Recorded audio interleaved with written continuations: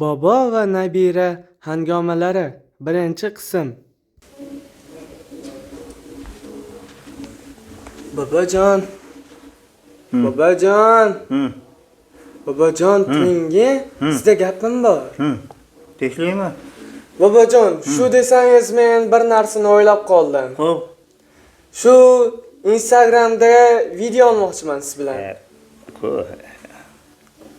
Bobojon, turing siz bilan Instagramga video olaylik.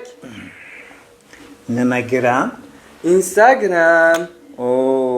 Qanaqa gram desan, bizni paytda 50 gram, 100 gram derdi. Mana unga bunday qilib, ichidagi chizig'idan qilib to'ldirib qo'ysa, pit uchirib qo'yardi buni. Mana gram derdi. Qanaqa yana gram? Bobojon, siz meni tushunmayapsiz. Bu hech qanaqa gram emas, noto'g'ri tushunasiz.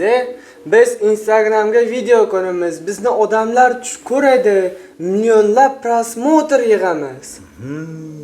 Nima bu prosmotr? Bu demak seni ko'klarga ko'tarib maqtab, mashhur qilib yuborarkan-da? Ha. Biz mashhur odamlardek bo'lamiz. Biz siz bilan blogger bo'lamiz. Nima?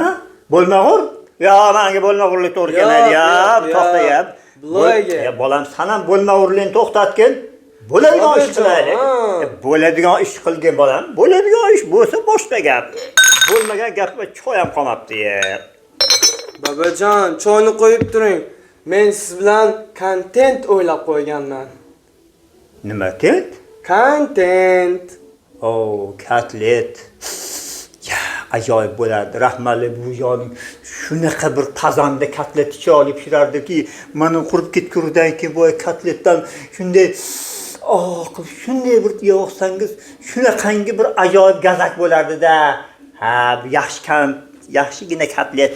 Yaxshi kotlet eslatdik, ammo yaxshi. Bu paytdagi kotletlar hozir yo'q. Bobojon, kotlet deganingizga qornim ham ochib ketdi-yu, lekin men aytayotgan narsa u yeydigan narsa emas. Kontent bu qilayotgan ishimizning g'oyasi. Biz siz bilan video olamiz va siz Alisher Fayzning qo'shiqlarini eshitasiz-ku. Alisher Fayz aka biz ham mashhur bo'lib ketamiz. Qaraya. Qayda olmoqchisan?